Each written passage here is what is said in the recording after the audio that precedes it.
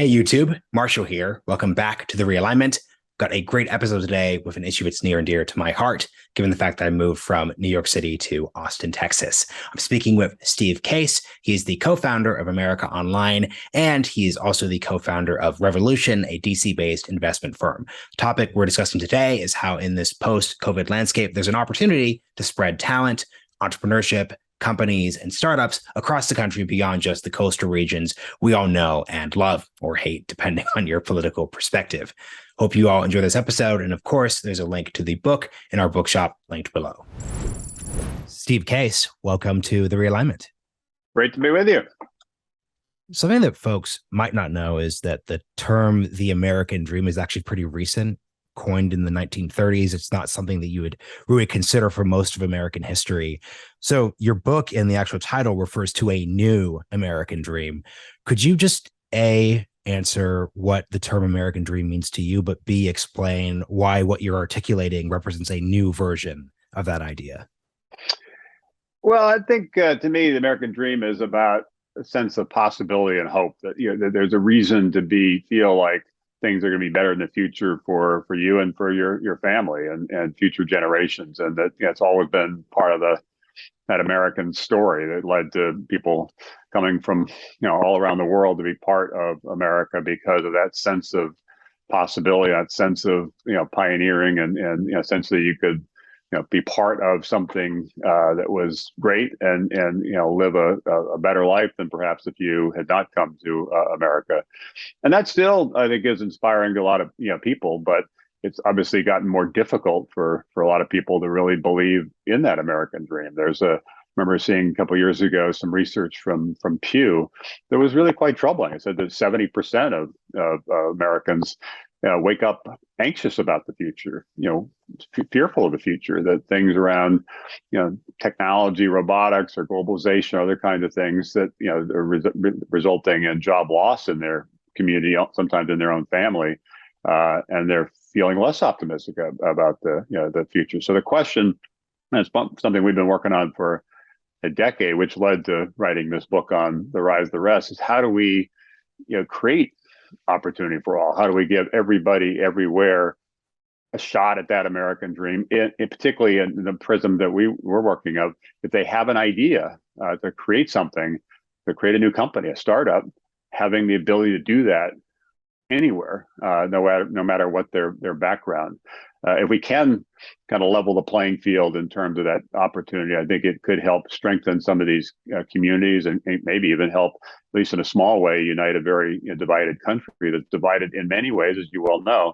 But one of them is this opportunity gap, and we're hopeful that we can unleash this next wave of American innovation. It won't just be in a few places like Silicon Valley. It'll be all over the country, and communities all over the country will get the benefit of that, including creating some of the jobs of the future by pioneering and innovating to create some of the industries of the future, not just on the coast, but all across the country.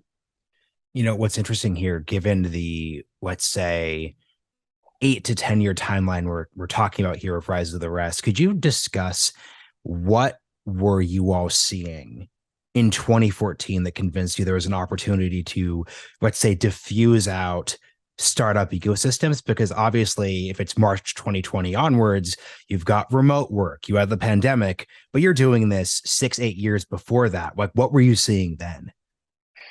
Well, I've always believed, kind of as an entrepreneur, I guess, that when there's a problem, there's also an opportunity.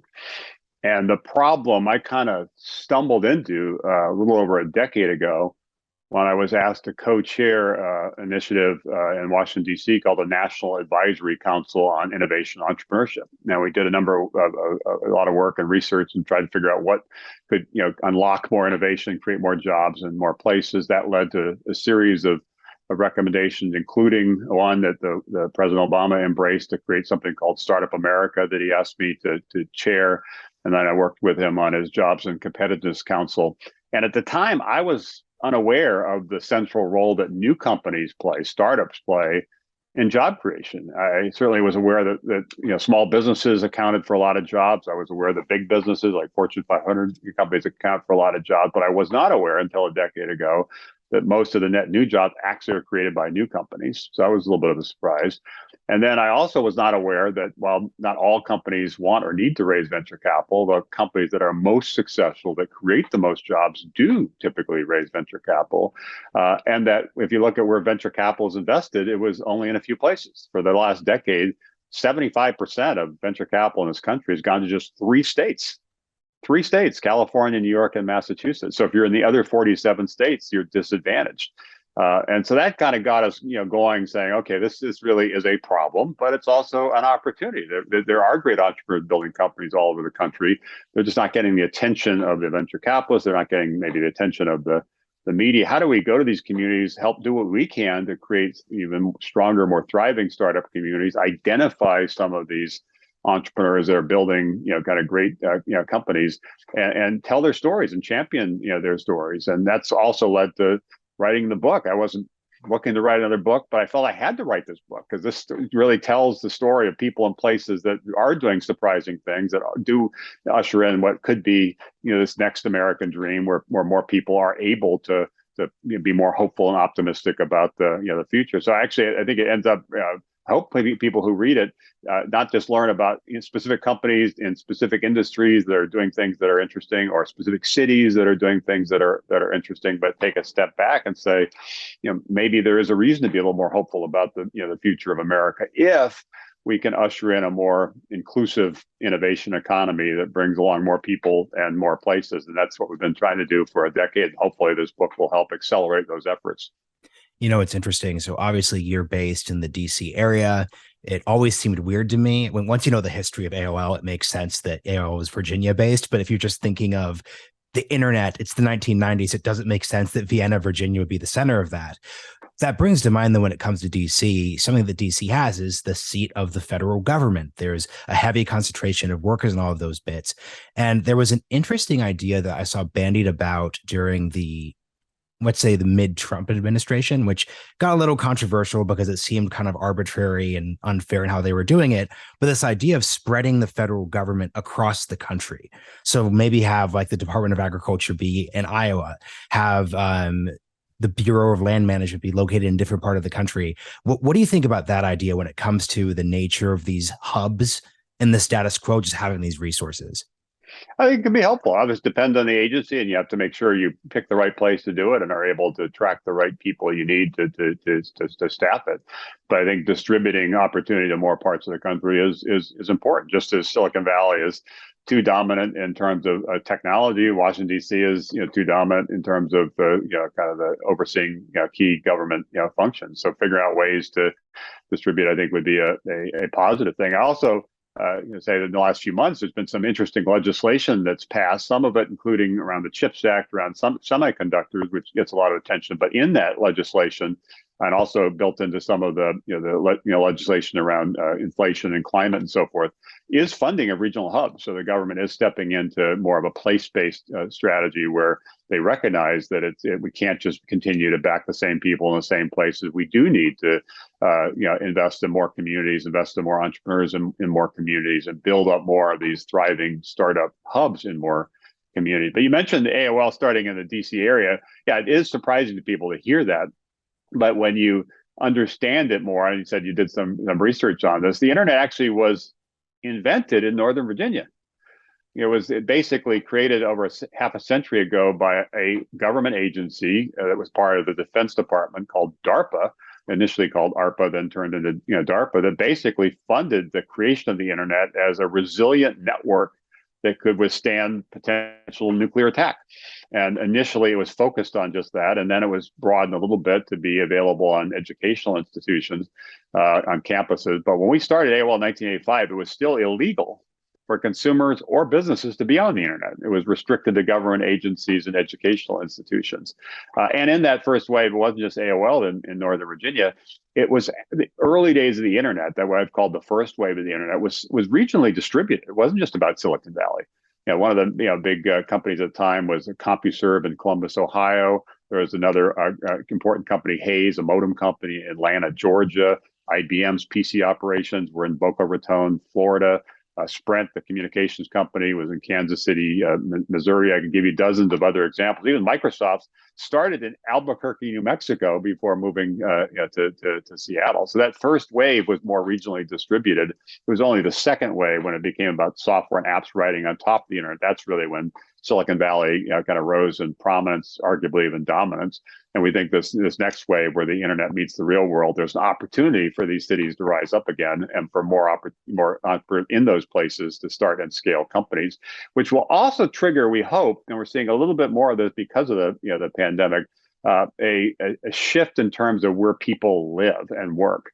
A lot of very bright, creative, entrepreneurial people grow up all across the country.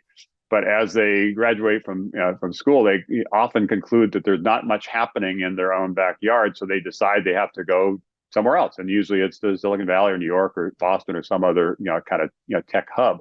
What we want to see is less of that brain drain of people leaving and more of a boomerang of people returning.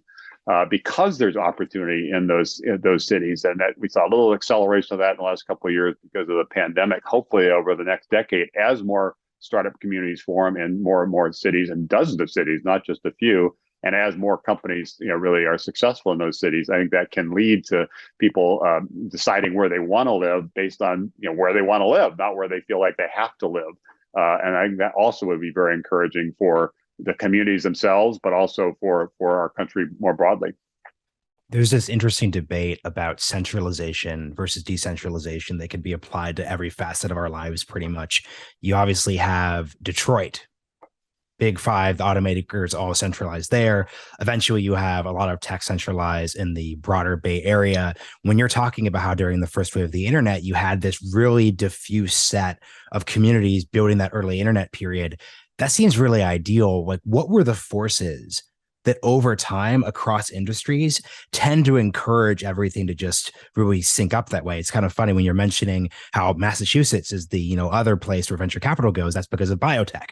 Right. So there's obviously a hub of universities in those bits. So if we're trying to live in this future where the benefits of technology in these industries are decentralized, how do you long term ensure that everyone doesn't just sync up again in the Bay Area or Austin or New York City? Well, first of all, there is a lot of history around the value of clustering people together, sort of sometimes called agglomeration. Now, some people are challenging that because in a world of ubiquitous internet and even more remote work, some companies have started as fully remote companies.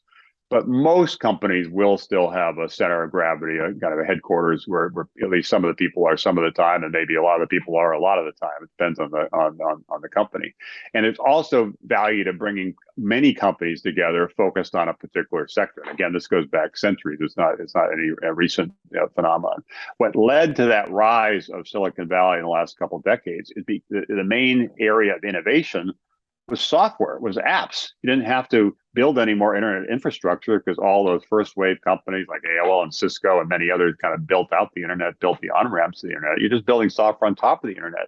And so that really led to coding and engineering and sort of being the key thing. And launching an app that if you're it was a great app and you got lucky, would spread virally, then you'd figure out how to monetize it. Facebook and other things were fit into that model, which led people to say that's that Silicon Valley is the center of gravity for that. What's different now, and we see some early evidence of this, I believe that will be more obvious over the next decade, is this next wave of the internet, when the internet tries to improve how we live our lives, how we think about healthcare, how we think about food and agriculture, how we think about transportation, pretty fundamental aspects of our lives and pretty big industries. It's not just about the software. It's not just about the technology. That's sort of the table stakes. It's really how do you create systems integration and partnerships through collaboration that take your idea and scale it. You want to do something interesting in healthcare, for example, you need partnerships. You need to work with major hospitals or health plans to make that work. And many of those major hospitals and health plans are in other places: Mayo Clinic in Minnesota, Cleveland Clinic in Ohio, Johns Hopkins in Maryland, MD Anderson in Texas. Those are key partnerships. So these cities that are close to those key anchor partners will have an advantage. And we have some examples that I write about in the book. A company like FreightWaves is in Chattanooga, Tennessee. And FreightWaves has built essentially like a Bloomberg data platform for the trucking and logistics industry. I didn't know this till I went to Chattanooga, but some of the biggest trucking companies in America are based in Chattanooga. So if you're building a system for the trucking industry, there's no better place to be than Chattanooga. You're advantaged versus if you're in San Francisco or New York or Boston or some other place. Or another company we back called Acre Trader is in Fayetteville, Arkansas, Northwest Arkansas. And Acre Trader essentially is a platform to allow people to invest in farmland. And the founder, Carter Malloy, actually was in San Francisco when he had the idea, but said I should be in Arkansas because that's where the farmers are. If I'm going to build a platform that's, and I'd have to build trust with farmers, it's better for me to be in Arkansas. So suddenly these cities are strategically positioned to be innovative cities around certain sectors. And some of the great universities we have in these places like Carnegie Mellon in Pittsburgh, or Michigan in Ann Arbor, or Ohio State in Columbus and so forth. More and more of the people are now staying there because things are happening there. And so that's why I think this could be pretty transformative over the next decade. More companies that in more places that will surprise people in terms of being significant, successful companies that create lots of jobs, not just hundreds of jobs, thousands, maybe even in some cases tens of thousands of jobs in cities that most people don't think as innovation hubs. And if we're successful in ushering that in, I think we will have a stronger nation and hopefully a somewhat more united nation where there is more of a sense of opportunity around the future as opposed to fear about the future. It's interesting when you're talking about how the internet infrastructure has been laid down. It brings to mind one of my favorite just internet era analogies. So if you think of the United Kingdom during the 1830s and 1840s, you had this huge railway system boondoggle that basically creates this huge bubble. The bubble bursts, the industry is totally destroyed. But what you actually see happen is they laid down the rail infrastructure, which really powers the UK for the Industrial Revolution period during the 90s. That all ends in the dot-com bust. I don't have to tell you about that, obviously. But you had, to your point, internet infrastructure laid down. Since we're sitting right now during this weird semi-transition, semi-stock crash period, what infrastructure, if any, do you think was laid down over the past 10 years that's going to serve as the springboard to the future? So maybe a company didn't work out, but there was this underlying idea or market entry that's going to make a difference there. Well, I think to me the interesting thing is, well, technologies will continue to be important, AI, and robotics, and a lot of different things like that. It's actually how technologies converge and business models evolve to really reimagine some of these big industries. I mentioned healthcare as an example. It's not any one technology; it's how things kind of come together, and then you supplement that with partnerships. And you also supplement that with understanding kind of how to navigate the sort of the policy world.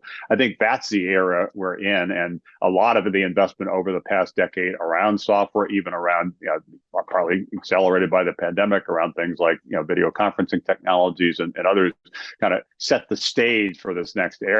But it's going to be not any one technology. It's going to be a convergence of technologies and then taking it that next step. And as I said earlier, forging the partnerships you need to really make it work. If you create software, for example, that could help provide better healthcare to patients by tracking more specifically some of the issues they're dealing with, when electronic medical records on steroids, that's important to have, but it's useless unless it's actually adopted by hospitals, embraced by physicians and nurses, and paid for by health plans, and in sync with the policy framework around healthcare in this country. So it's the beginning is coming up with that invention. And then, the real work, then begins in terms of, the commercialization phase. I think that can advantage a lot of these cities as we move into this, third wave where it really is not about any one technology. In fact, even the internet may become, less front and center and become kind of like in the past, electricity, a lot of things like that were super innovative at the time. Over time, they become so integrated, so mainstreamed, if you will, that people don't even pay attention to them unless there is a problem, like a kind of a hiccup. I think that's the path that the internet is on as we start disrupting in these other industries. And there really is a significant opportunity for not just entrepreneurs trying to kind of take on some of these challenges, but cities to try to take on some of these challenges and be a magnet for talent. Go back to that we talked earlier about clustering agglomeration. Cities are now fighting not just for companies to move, but for people to move. And the cities that are best at attracting talent for specific industries that build on the success of the other industries already in their region are going to be the ones that flourish in the coming decades. It's really interesting. I'm glad you brought up the idea of competing for individuals, not really companies. If we're in this remote work-ish era, it seems that a way this conversation has changed between now and 2014 is it's more about clusters of individuals. So I'm sure you have folks like this in your portfolio, but I know friends who are ex-Google types who just kind of move about as nomads. One week they're in Mexico City, the next week they're back in the Bay Area, they're renting an Airbnb in Brooklyn for the month. If you're a city, attracting folks like that is a little different than attracting a startup. So it's not going to be about tax credits. It's not going to be about having a chamber of commerce that could pitch things. It's maybe a little bit less about like a Rise to the Rest tour. How do you think a city is going to be able to compete for workers, especially to get them to stay for the long term and not merely serve as tourists, which I doubt locals are particularly happy about in that short-term bit? It's a mix of things. Some of it, for some, motivated by sort of financial incentives. There's some states, for example, where tax rates are lower. That might be attractive to certain people. People also in these cities, because of the cost of living is lower, the cost of having an office or even salaries are lower. The part of the argument to entrepreneurs is if you raise a certain amount of money, that money can go a lot further, probably 2 or 3 times further if you are a city than if you're in, say, San Francisco or New York, where things are just more expensive. So some fall into that financial bucket. A lot also fall into sort of the lifestyle, the bucket. What are the things in that city that make it attractive? A city like Austin has been attractive in part because culture around the arts and music. A city like Nashville similarly was attractive because of some of its history around music. A city like Bentonville in Northwest Arkansas has done a great job over the last decade of really building things into the community, including they're now the mountain biking capital of the world. They've built all these bike trails all across Northwest Arkansas that makes it very attractive if you're interested in biking to be there. And they've also done a lot around placemaking in the downtown Bentonville area in terms of new restaurants and hotels and office space and outdoor space and concerts and so forth to make that a great place to live. So a lot is around that lifestyle. Placemaking is the other area cities focus. And the third goes back to what we said before, the cities focusing on what makes them great. Kind of what are the industries where they have a unique advantage because they do have expertise in farming, or they do have expertise in healthcare, or they do have expertise in some other, industry or technology that they can build on for the future, and where the entrepreneurs will be advantaged to be there versus being someplace on the coast. But cities have woken up to this. I've spent a lot of time over the last decade with governors and mayors, and it's amazing how it shifted from a decade ago. Really, economic development really was focused on big companies. Get a big company to open a factory, or a big company to move their headquarters or something like that. And while there's still some of that going on, far more efforts now focused on launching new companies, some of which can become big companies, which frankly is the only sustainable strategy for economic development at a local level, and also the only smart strategy for a nation, because before it was sort of a zero-sum game. People were creating these great incentives to get this company to move from this state to that state. Well, that doesn't help the country overall. And so I'm great to see more and more of the focus on trying to attract talent, and be that magnet for talent, and create a vibrant community that makes it fun to live there and also makes it easier to succeed there. And one last point is particularly around remote workers. And this actually happened before the pandemic. There's some cities like Tulsa that really were innovative. They created something called Tulsa Remotes that basically paid people to move to Tulsa, and over 1,000 people did. And once they got to Tulsa, they said, "This is actually a cool city." I had no idea that most people have never been to Tulsa. Some people don't even know where Oklahoma is. But once they showed up, as part because they had that incentive, they said they fell in love with that. A number have now moved their families, bought homes there, and are part of the Tulsa community. So we're seeing experiments all across the country around trying to be that magnet for talent. And as you see more successes and create that more of that increasing return dynamic. That makes it easier for those cities to attract talent, makes it easier for the entrepreneurs to attract the people they need to start and scale companies, and also makes it easier for them, the investors, to back companies in those places. And I think we're seeing early signs of that, and that will accelerate over the next decade. Again, the reason I wrote the book is there are dozens of entrepreneurs and dozens of cities that are doing this. So it's not just a theory. This is a book about what's happening today in America that probably you're unaware of. I want to go back to your use of the term convergence, because if you think about what you're really talking about, you're solving what it seems like, as an outsider to the space, a problem we ran into, let's say in 2016, 2017. This is where kind of the learn to code backlash came in.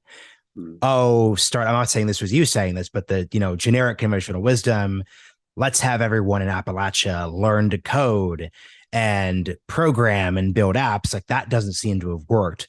What it seems like you're describing here is that as tech is transitioning into spaces that haven't been solved yet, transportation, supply chain issues, science and technology, especially related to CHIPS Act research, it seems like there's opportunity, healthcare, obviously, education. It seems like there's opportunity for folks to contribute in spaces where the primary issue isn't the lack of an excellent engineer or a coder. Is that a way of summarizing? I think that's fair. I do think there's something, obviously, for certain people around coding. We actually, one of the companies I write about in the book is a Baltimore company called Catalyte. Does something really fascinating. They use AI technology to determine people that have an innate ability to code, but nobody ever told them that. And they have examples of truck drivers and others who go through this program and suddenly are making 2-3 times more than they were before. But when they were growing up, nobody talked to them about coding. Nobody explained to them. They didn't know they were good at it. So there are companies that are doing things like that. But as you say, not everybody should be coders. Not everybody be good at being coders. So we don't want too much of a focus on that. We want to focus on what are the companies that really can create lots of jobs and a diverse mix of jobs. One example, again, is in the book, is a company called App Harvest in Eastern Kentucky. And the founder there, Jonathan Webb, wanted to reimagine agriculture to create more of a sustainable model with agriculture. What they're doing, for example, uses 90% less water. And they're based in Appalachia, coal country, about a little outside of Lexington, Kentucky, where for decades there's just been job loss and kind of a loss of hope. They've now created over 500 jobs in an area that most people 5 years ago thought had no future. And some of those jobs are around technology, but because they built essentially the largest indoor kind of greenhouse for fruits and vegetables in the country, and that creates a lot of jobs with some retraining for people that were doing other jobs in the coal industry or other things, and probably couldn't be retrained or for coding, but absolutely could be retrained for working at a company like App Harvest. We're seeing more and more of those examples, which is not just about the technology startups for a certain number of people with a certain set of skills, starting and scaling in certain places, but a broader range of companies that really are dealing with, as I said before, some of the most fundamental aspects of our lives, and in the process are creating hundreds or maybe even thousands of jobs for lots of people with lots of different skills, and in the process having success in terms of building these entrepreneurial companies and success for the investors backing those companies, but also success for those employees and their families, and also success for those communities that suddenly, instead of being in decline, are on the rise again. And my favorite example of that, and I kind of kick off the book with it, is Detroit. 100 years ago, Detroit was essentially Silicon Valley. It was the most innovative city in the country when the car was the hot technology of the day, and people wanted to be part of the car revolution, moved to Detroit, much as people wanted to be part of the digital revolution, have been moving to Silicon Valley. And it was rocking and rolling for a few decades, but then kind of lost its way. And in the last half century, lost 60% of its population. And a year before we rolled in on our Rise the Rest bus in 2014, the city of Detroit went bankrupt. And it was the hottest city in terms of innovation, job creation a century before. They've been fighting their way back, and we backed a number of companies there, like Shinola, the watch company, and StockX, which is this exchange for sneakers and other kinds of things. And each of these companies have created hundreds of jobs in Detroit in the process, with that plus dozens of other companies. Suddenly, Detroit is back again, and downtown Detroit which a decade ago had a lot of empty buildings. Most of those buildings have full occupancy, and the city really is on the rise again. So it's great to see what's happened with some of these great iconic cities like Detroit, and it really bodes well for this next chapter in terms of America innovation that I think can be and should be, and I really do believe will be more inclusive for more places and also more people. As we're nearing the last section here, I want to just zoom out for a second and get you to give a good summary of just the third wave. You've mentioned it a couple of times. The book came out in 2016. I read it during the early pandemic, and I will say, for folks who are skeptical of tech books that were written a couple of years ago, it's aged pretty well. So I think it's still like a useful framework for conceptualizing this moment. So can you give a summary of the central idea there, the first, second, and third waves, and what that means for the mentality that people should bring into the future? Well, thank you for that. The first wave was really getting America online, getting the world online. And I mentioned when we started AOL, it was kind of a fringy hobbyist phenomenon. And a lot of that first couple decades was building the infrastructure, building the on-ramps, and building the reason why people should get online in terms of the services that were possible, that they weren't unaware were possible. And so that really was, most of the 80s and 90s was just building out the internet and getting everybody connected. That led the way to the second wave, which has really been about software running on top of the internet. We talked about examples like Facebook, but there are many others, Google and Snapchat and so forth, that are essentially software built on top of that, the core internet infrastructure.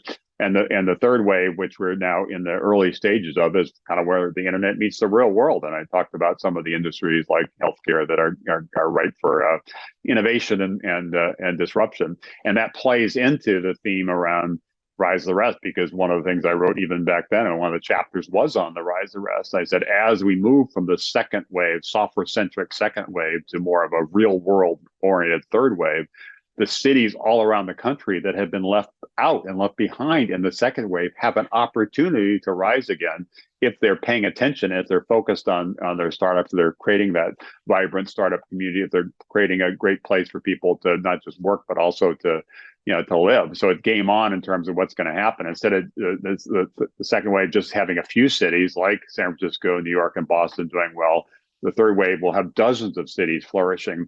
But it's up to the leaders in those cities, not just the political leaders, mayors and so forth, or the business leaders, the CEOs of the bigger companies, but everybody in those communities to really recognize this as a moment and turn it into more of a sustainable movement that really can help attract the talent you need, attract the capital you need, launch the companies you need, some of which will obviously fail because startups are risky, but some of which will end up being some of the Fortune 500 companies of tomorrow. And that can happen now in this third wave, really anywhere in the country, not just in a few places. So it's going to be fascinating to watch it. Having visited now, over 50 cities and invested in 100 different cities, I have some theories of which are the ones that seem best positioned now. But I'll be wrong, because some things that happen over the next decade, some of the leaders that emerge even in the next decade are going to change that paradigm. But I'm pretty sure if we wake up at the end of the third wave, call it 20 years from now, we will have a more inclusive innovation economy. It won't just be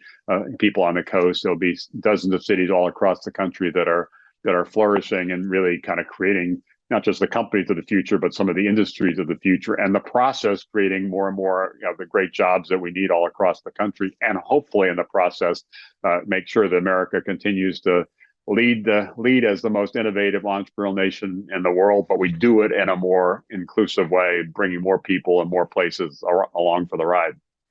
Okay, so we've got 10 minutes here, so I want to get in 4 questions. So the question number 1 would be, this first wave period, 80s and 90s, especially the 1990s section of it, where you're just building the internet, it's really defined by a world that seemed very open.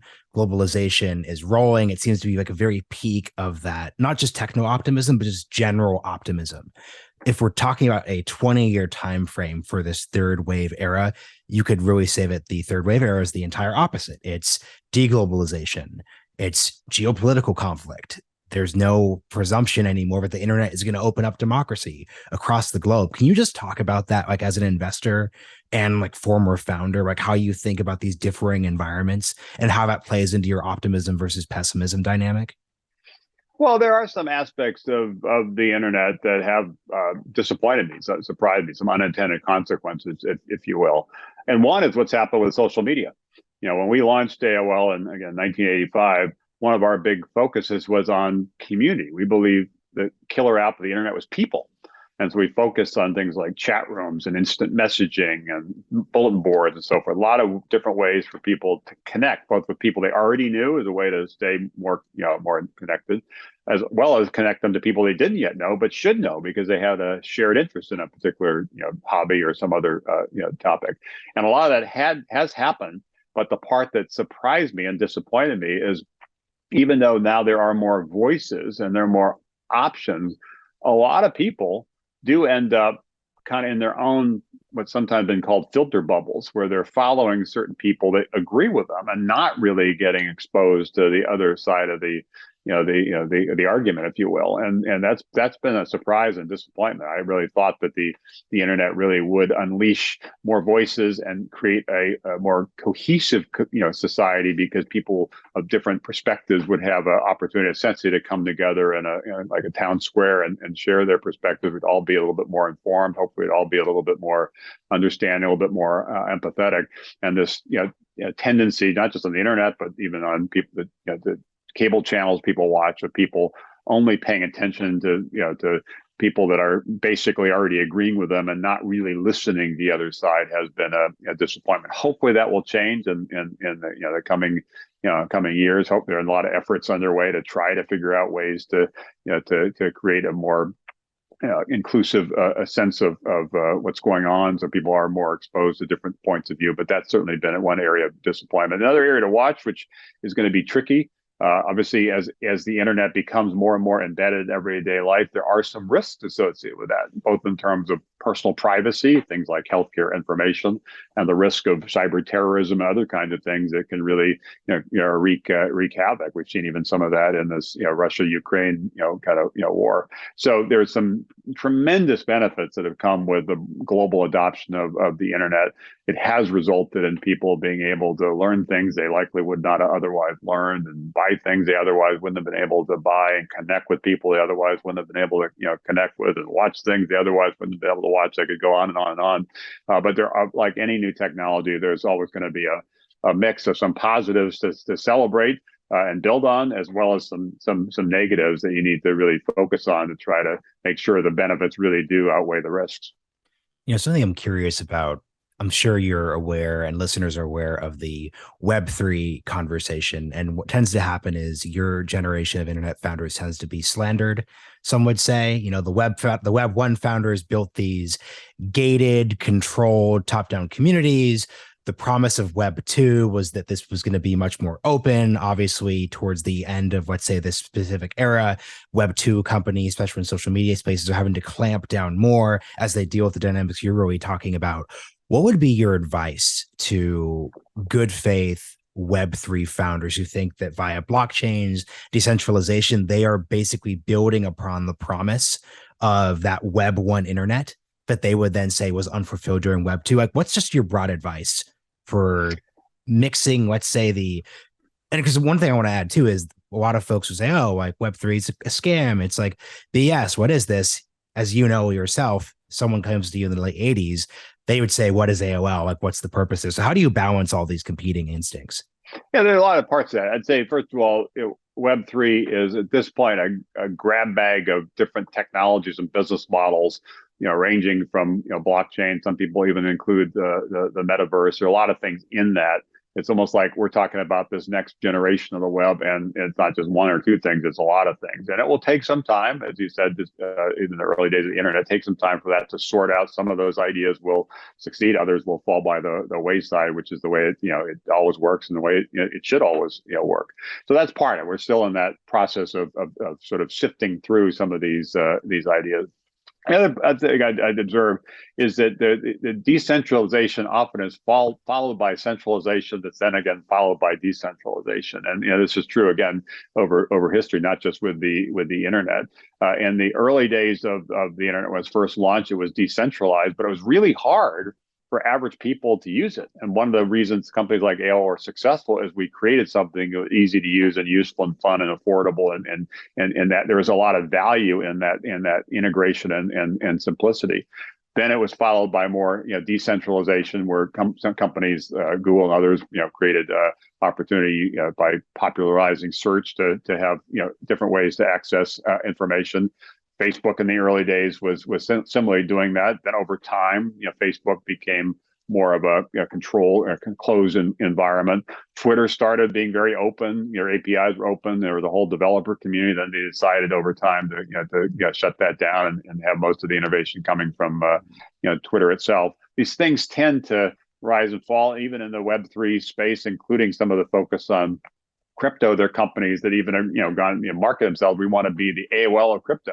We want to figure out ways to simplify that, so it becomes more accessible to more people. And so it's just a constant evolution. And I think people, my advice to them is to, try to make sure you're sifting through and finding the gems that really do merit, more focus, and, letting some ideas drop by the wayside. And how do you, kind of figure out where you are on the continuum, the historical continuum, which likely will be phases of centralization and decentralization, and figuring out what's the next phase that really is going to drive the next level of innovation. It's really helpful because I interview a lot of Web3 founders, and what I think is so helpful about the framework you're giving here is just AOL's core mission was getting people online. There's this new thing, the internet, it's been opened up to the public. It's confusing. Let's make that straightforward. I think a lot of, let's just say, Web3 blockchain use cases don't have that simplicity of here's what you are trying to achieve. Oftentimes things are very ideological. So we need decentralized Twitter. It's like, well, why do you need it? And you could argue for it, but too often, just like the simplicity, it's not that AOL was easy, but the actual task you all were focused on was straightforward. And I think very articulatable. And I think that's important. So the last question here would be, as you point out in the start of the book, you're actually a chair of the Smithsonian Institution. I did not think about this. It's obvious once you do basic math, where the country's nearing its 250th anniversary in 2026. Can you kind of just talk about that for a second? I didn't think about, but there's going to be a celebration. Just what's happening there? Well, I said I kicked off the book talking about this because I remember when America celebrated its 200th birthday. I happened to have the opportunity, even though I grew up in Hawaii, to be in Washington, D.C. that summer. And that's also the summer where the Smithsonian opened its Air and Space Museum, the best really museum celebrating technology and innovation and going to the moon and so forth. And I and many other people were just mesmerized by that sense of possibility. How did they possibly do that? If they can do that, maybe we can do anything. And so I did get involved about a decade ago as the chair, and I'm involved in some of the planning for the 250th anniversary. But it really is an opportunity to take, as a nation, take a step back and celebrate what got us to now, the last 250 years, which has been this arc of progress in terms of what it was initially a startup nation that almost failed, almost hit the wall. The United States almost didn't make it, like many startups, but somehow figured out a way to survive and then thrive and then emerge as the most innovative entrepreneurial nation in the world, and that led to the leading economy in the world, which led us to be the leader of the free world. How do we keep building on that? And that's why what we're working on and with the Rise of the Rest is so important. That's why I wrote this book, because I hope it will help lean us into the future in a way that creates more of a sense of possibility and hope and wonder again, and not do that not just for a few people in a few places like Silicon Valley, but do it from everywhere, all over the country. Everybody has interesting ideas, and trying to figure out ways to unleash the startup mentality, the startup community, the startup sense of possibility across the country, not just in a few places on the coast, I think is critical to making sure we continue to be the leader of the free world and continue to have that leading economy. Other countries have figured out that the secret sauce that's made America is, in part, obviously there are other facets as well, entrepreneurship and innovation. And they're focusing quite vigorously on trying to steal our lead in that. And we've seen global venture capital shift. Over about 25 years ago, over 90% of global venture capital was invested in the United States. Now it's less than 50%. So we've seen the globalization of entrepreneurship. And it's game on in terms of this next era. So as a nation, as we come up on this 250th, let's celebrate what what got us here, but also let's recognize that we've got some challenges both within our country and around the world, and we can't really deal with those challenges unless we continue to be pioneering and continue to lean into the future, but do it in a more inclusive way. And that's really the reason I wrote the book. I think if we get this right around the rise of the rest and supporting entrepreneurs in different places, and in the process helping to renew a lot of communities and strengthen the overall country, that's our best bet, I think, in terms of continuing to lead the charge and continuing to be a great nation that really is the inspires people all around the world, the envy of the world. Well, Steve, this has been really great. It was really amazing chatting with you. Thank you for joining the Realignment. Thank you. It's great to be with you.